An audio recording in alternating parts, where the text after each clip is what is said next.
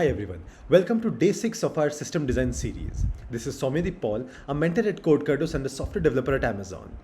And in today's video, we'll be talking about something called as centralized and decentralized applications. Now, if you remember, in the previous video, we studied something about distributed systems. Okay, we studied distributed systems in the previous video. I hope you guys have listened to that video and understood what distributed systems are.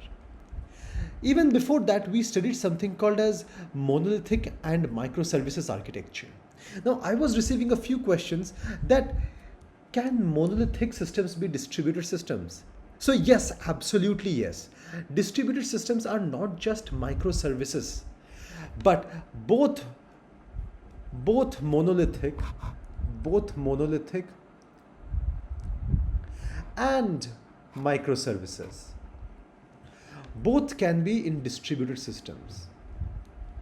Now say, don't get confused. Your monolithic architecture means that your all the services, back-end, front-end, database, everything is in the single system. Now, that single system can be replicated in multiple places to handle big data, big computations, heavy computations in a parallel way. So you are using multiple systems parallelly, so it makes it a distributed system. But every part of the distributed system has the entire copy of the entire system using all the backend services, the front end, the database, etc. So every part of the distributed system in itself is a monolithic architecture. Okay. So yes, both monolithic and microservices architecture can be in distributed systems format. Now, let us talk about centralized or decentralized. What is this? What is this? Centralized versus decentralized. So we have already talked about different systems. We've already divided different systems into monolithic architecture and microservices architecture. So that distinction was on the basis of architecture. Now this distinction is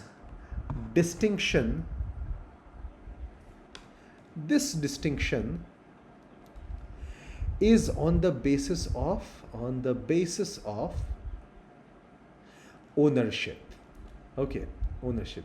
Don't worry, we'll understand, we'll take examples, don't worry. But now this distinction is on the basis of ownership.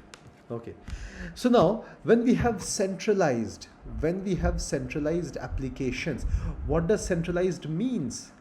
Centralized means that the flow of data or information always happens from a dedicated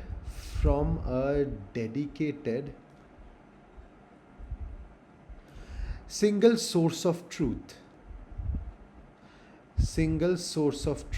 Okay, from a dedicated single source of truth.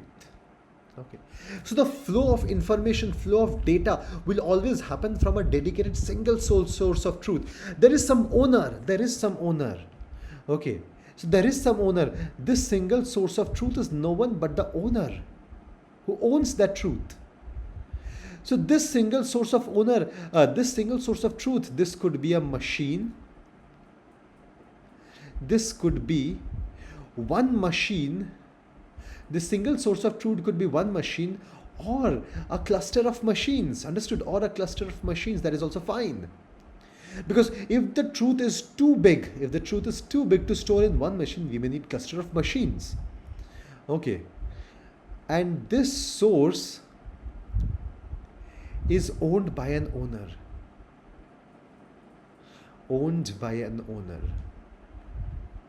Okay. And this owner is usually a company. Okay, usually a company. Now, for example, let us talk about Facebook. We do so much of stuff on Facebook. But all the Facebook's data, the code base, everything is owned by Facebook servers, isn't it? Everything is owned by Facebook servers. So Facebook's servers are the single source of truth and it is owned by the company Meta. Right now, I'm teaching you on this whiteboard. This whiteboard is Google's whiteboard. Okay, I guess Google owns this Miro, or whatever this is, Miro, this company. So now whatever I'm typing it here, if I share this whiteboard, the data will be present on Miro's database, Miro's servers. So Miro is the single source of truth. Miro is the owner which holds the single source of truth. I'll be uploading this video on YouTube. You might be watching this video on YouTube. Now you are able to get this data from YouTube, from YouTube servers. So YouTube's servers hold the absolute source of truth. So YouTube's server hold all the data.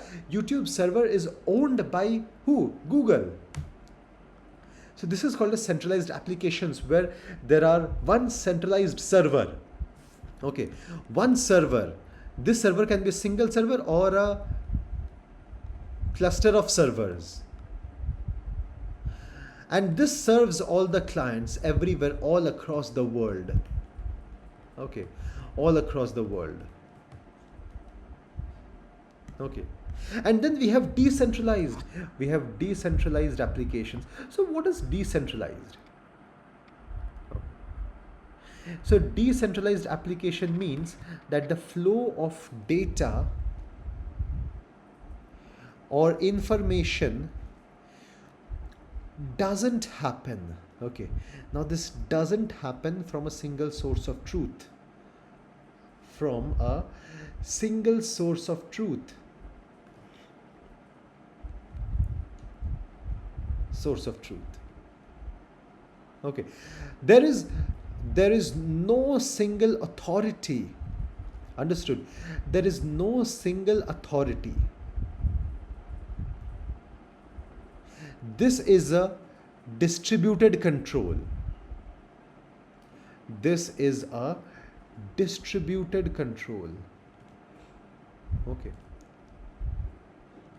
Now 99% of the websites, 99% of the websites on the planet are centralized. And not just websites, apps, software, all of those stuff. Every system, in general, every system, 99% of systems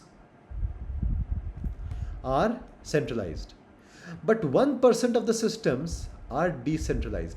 And what are some examples of decentralized systems? For example, blockchain. Blockchain doesn't have a single centralized server, no owner. Every peers share the data. Then you have Torrent. Torrent doesn't work on a server client architecture. It works on a peer-to-peer architecture, peer-to-peer. So every such peer-to-peer architecture also has a decentralized system. Okay. And again, you might be thinking that, hey, can monolithic be centralized or decentralized? Can microservices be centralized, decentralized? So yes, both monolithic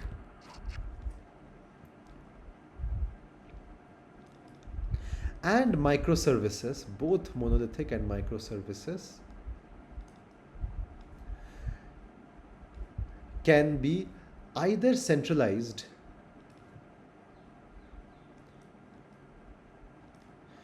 or decentralized. Okay.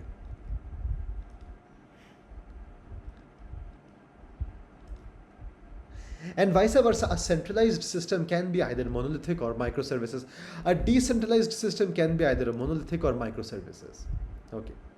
So I hope this is clear to all of you. You guys are able to visualize this. If you have any doubts, feel free to ask me on the comments. And if you want to learn these concepts in a much more in-depth manner from MAG level mentors like me, then do join Code Cardos.